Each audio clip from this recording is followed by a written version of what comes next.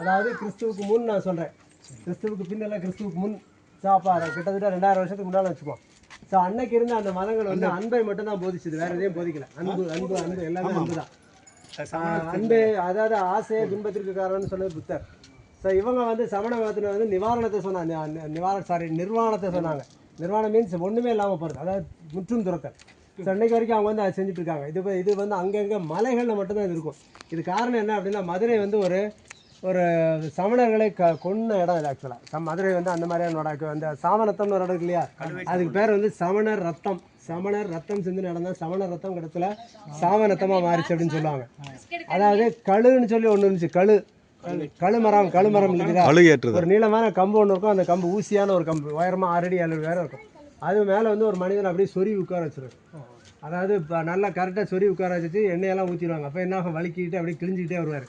அப்படியே 2ஆக கிழிச்சு கீழே வந்து அதுக்குள்ளே உயிரே போயிடும். அது வந்து மரணத்தை தழுவுறதுக்குனால, அதாவது இது வந்து சமணர்களுக்கு விதிக்கப்பட்ட ஒரு இது. வந்து நீங்கள் சிவன் நம்ம மீனாட்சி அம்மன் கோயிலில் அந்த பொத்தாமரை குளம் இருக்குல்ல, அந்த குளத்துக்கு எதிரில் உள்ள சோகத்தில் அந்த படங்கள் எல்லாம் வரையப்பட்டிருந்துச்சு. இப்போ இருக்கான்னு தெரியல, நான் சொன்னது நான் ரொம்ப வருஷத்துக்கு மேலே பார்த்தது. அப்படியே வரைஞ்சிருப்பாங்க. அதில் யாரையெல்லாம் கழுவேற்றிருப்பாங்கன்னா, கருப்பு கலர் ஆட்களையெல்லாம் கருவேற்றிருப்பாங்க. நீ நல்லா பார்த்தீங்கன்னா தெரியும், கருப்பு பெயிண்ட் அடிச்சிருப்பாங்க. அதில் பக்கத்தில் என்னவெல்லாம் வெள்ளை வெள்ளையாக நின்றுருப்பாங்க.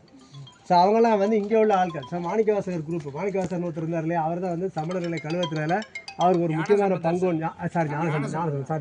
ஞானசம்பந்தர். ஸோ திருவாதூர் தான் அதோட இடம் இல்லையா. ஸோ அங்கே தான் வந்து சொல்லுவாங்க, அங்கே வந்து உன்னுடைய லிட்ரேச்சர் பெருசா, என்னுடைய லிட்ரேச்சர் பெருசா, எல்லாத்தையும் ஆற்றுல போட்டு எதிர்த்து நீந்தி வந்துச்சுன்னா அது வந்து சக்ஸஸ் ஆனது. சரி, இப்படிலாம் ஒரு கதைகள் இருக்குது. இந்த மாதிரி விஷயங்கள் இதெல்லாம் வந்து சமணர்களுக்கும் இங்கே உள்ள அந்த காலத்து ஆதி காலத்து வேதிக் ரிலிஜன் சொல்கிறோம் இல்லையா, அவங்களுக்கும் இடையில நடந்த போட்டி பொறாமைகள். இதில் வந்து மதுரையில் உள்ள அரசரோட துணையோட ஆயிரக்கணக்கான சமணர்களை கழுவேற்றுறாங்க. இந்த ஆயிரக்கணக்கான சமணர்களை கழுவேற்றுறாங்க. அதனால இது வந்து ரத்த பூமிமாங்க, அப்படியே சில மாதிரி ரத்த பூமிமா இல்லை அந்த மாதிரி. இது வந்து அதனால தான் இது வந்து மழை பெய்யலை அப்படிங்கிறதெல்லாம் ஒரு இது உண்டு, ஒரு ஐதீகம் அந்த காலத்தில் உண்டு. அப்படி அந்த சமணர்களை வந்து கொல்ல சொல்லி அவங்க சொல்லிட்டதுனால சமணர்கள் எங்கெல்லாம் இருக்காங்களோ அவங்களையெல்லாம் தேடி கழுவேற்றிருக்காங்க. அப்போ ஊருக்குள்ளே இருந்து சமணர்கள்லாம் என்ன பண்ணியிருக்காங்க, ஊரை விட்டு வெளியே ஓடி இந்த மாதிரி மலைகளில் ஒளிகிறதுக்கு போயிருக்காங்க. ஸோ இப்படி மலைகளில் வந்து ஒளிஞ்சிருக்காங்க எல்லாரும். மலைகள் வந்து ஒளிஞ்சிருந்த காலத்தில் ஊர் மக்களுக்கு படிப்பறிவு சொல்லிக் கொடுத்தது இந்த சமணர்கள் தான். ஊர் மக்களுக்கு வைத்தியம் சொல்லிக் கொடுத்தது இந்த மக்கள் தான்.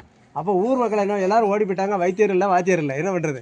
அப்போ அவங்கள தேடி வந்திருக்காங்க. தேடி வந்து இந்த மாதிரி இடங்களுக்கு அவங்க தேடி மலைகளுக்கு வராங்க. வர்ற இடத்துல தான் அவங்களுக்கு பல கலைகளை கற்றுக் கொடுத்துருக்காங்க. அதில் எழுத்து ஒன்று முக்கியமான எழுத்துக்கள் இருக்குல்ல, வட்டெழுத்து. இங்கே நமக்குள்ள வட்டெழுத்துக்கள் எங்கேயாவது பார்த்தீங்கன்னா அது சமணர்கள் முதல்ல அடித்ததான். இப்போ இந்த இதில் மேலே அதில் ஒரு கோடு ஒன்று இருக்குல்லையா, அதில் ஒரு கோடு வெட்டி வச்சுருக்காங்க பாருங்க. அது வந்து மழை தண்ணி உள்ளே வராமல் இருக்கிறதுக்கு. ஸோ மழை தண்ணி மேலே விழுந்த பாறையில் வடிஞ்சு வந்தாலும் அந்த விளிம்பு வழியாக வடிஞ்சு அந்த ஓரத்து வழியாக சைடில் போயிடும், உள்ளே வராதிங்க. தங்கியிருக்கிற இடம் உள்ள அவங்க தங்கியிருந்து இங்கே வைத்தியம் பார்த்த இடம், அவங்க படுத்து தூங்கின இடம், கல்வெட்டுகள் எல்லாமே உள்ளே பார்க்கலாம். ஸோ அவங்க வந்து இங்கே தான் வைத்தியம் பார்த்துருக்காங்க, இங்கே தான் பாடமெல்லாம் சொல்லி கொடுத்துருக்காங்க. அதில் மக்கள் இங்கே வந்து போகிறது இருந்திருக்கு.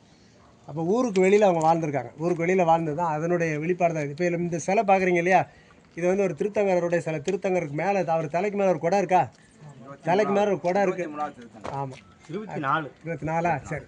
ஸோ இந்த மாதிரி குடம் இருந்துச்சுன்னா அவர் வந்து தலைவர், அந்த சமணர்களுக்கு ஒரு தலைவர். அவர் மேலே ஒரு குடம் இருக்கு பாருங்க. அது சைடில் வந்து அந்த துவாரபாலகர்கள் சொல்லப்படுறவங்க வந்து அந்த இதெல்லாம் மஞ்சாரம்லாம் வீசுகிறாங்க இல்லையா, வெஞ்சாரம் வீசுகிறாங்க. இதெல்லாம் இருந்துச்சுன்னா அவங்க வந்து பெரிய தலைவர்னு அர்த்தம். இறந்து போன ஒரு தலைவர் நினைவாக வெட்டப்பட்ட ஒரு கல்வெட்டு. இது எனக்கு தெரிஞ்சு நான் கேள்விப்பட்ட சொல்கிறேன்.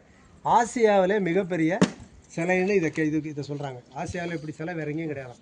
அதாவது எம்போஸ் பண்ணதை நம்ம வழக்கமாக படம் வரைஞ்சா உள்நோக்கி நம்ம குத்தி வரையும் போது சிலை உள்ளே போகிற மாதிரி இருக்கும். பட் இது பாருங்க, புடைப்பு சிற்பம் வெளியில் இருக்கும். அப்போ இது ஒரு பெரிய பாறை, இப்படி மூடி இருந்த பாறையை கொஞ்சம் கொஞ்சமாக செதுக்கி புடைப்புக்கு டிசைன் பண்ணியிருக்காங்க. அதான் இதனுடைய அழகு. இது சார், இது இங்கே நம்ம ஊரில் இருக்கக்கூடிய பஸ்ட்டில் பெரிய சிலை வந்து இதுதான் நம்ம சவுத்துலேயே. அதனால் இது ரொம்ப பிரபலமானது. இதை தேடி ஆர்கியாலஜிக்கலில் உள்ள ஆட்கள், பெரும்பெரும் ஆட்கள் இங்கே வருவாங்க. வந்து இதை பார்த்துட்டு இது அவங்க கண்ட்ரோலில் தான் சார் இருக்குது.